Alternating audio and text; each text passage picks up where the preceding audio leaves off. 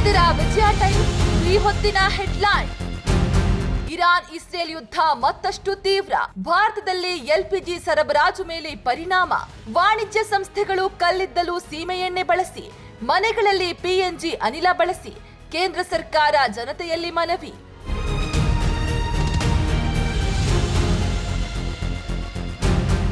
ತಾರಕಕ್ಕೇರಿದ್ದ ಮಧ್ಯಪ್ರಾಚ್ಯ ಸಂಘರ್ಷ.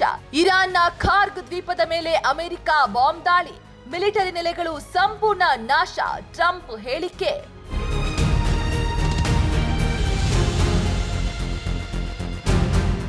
ಲೋಕಾಯುಕ್ತ ಬಲೆಗೆ ಬಿದ್ದ ಉಡುಪಿ ಅಬಕಾರಿ ಡಿಸಿ. 8,69,00,000 ರೂಪಾಯಿ ಮೌಲ್ಯದ ಅಕ್ರಮ ಆಸ್ತಿ ಪತ್ತೆ. ಮಂಗಳೂರು ಲೋಕಾಯುಕ್ತ ಎಸ್ಪಿ ದಿನೇಶ್ ಕುಮಾರ್ ನೇತೃತ್ವದಲ್ಲಿ ದಾಳಿ.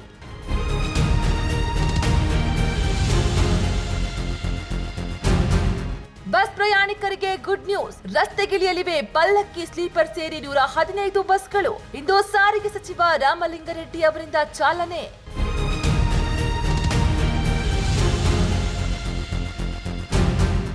ಇರಾನ್ ಇಸ್ರೇಲ್ ಯುದ್ಧ, ಭಾರತದಲ್ಲಿ ಗ್ಯಾಸ್ ಅಭಾವ. ಆನ್ಲೈನ್ ಗ್ಯಾಸ್ ಬುಕ್ಕಿಂಗ್ ಮುನ್ನ ಎಚ್ಚರ. ಏಜೆನ್ಸಿಗಳ ಹೆಸರಲ್ಲಿ ನಡೀತಿದೆ ಮಹಾವಂಚನೆ.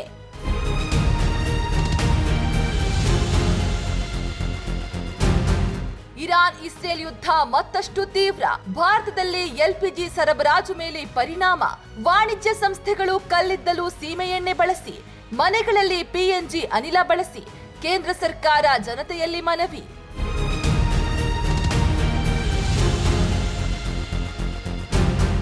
ತಾರಕಕ್ಕೇರಿದ್ದ ಮಧ್ಯಪ್ರಾಚ್ಯ ಸಂಘರ್ಷ. ಇರಾನ್ನ ಖಾರ್ಗ್ ದ್ವೀಪದ ಮೇಲೆ ಅಮೆರಿಕ ಬಾಂಬ್ ದಾಳಿ. ಮಿಲಿಟರಿ ನೆಲೆಗಳು ಸಂಪೂರ್ಣ ನಾಶ. ಟ್ರಂಪ್ ಹೇಳಿಕೆ.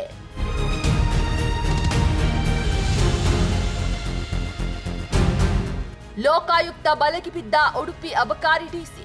8,69,00,000 ರೂಪಾಯಿ ಮೌಲ್ಯದ ಅಕ್ರಮ ಆಸ್ತಿ ಪತ್ತೆ. ಮಂಗಳೂರು ಲೋಕಾಯುಕ್ತ ಎಸ್ಪಿ ದಿನೇಶ್ ಕುಮಾರ್ ನೇತೃತ್ವದಲ್ಲಿ ದಾಳಿ.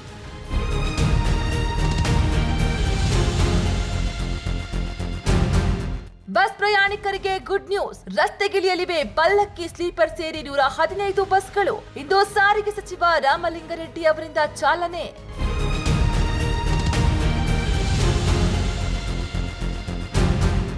ಇರಾನ್ ಇಸ್ರೇಲ್ ಯುದ್ಧ, ಭಾರತದಲ್ಲಿ ಗ್ಯಾಸ್ ಅಭಾವ. ಆನ್ಲೈನ್ ಗ್ಯಾಸ್ ಬುಕ್ಕಿಂಗ್ ಮುನ್ನ ಎಚ್ಚರ. ಏಜೆನ್ಸಿಗಳ ಹೆಸರಲ್ಲಿ ನಡೀತಿದೆ ಮಹಾವಂಚನೆ.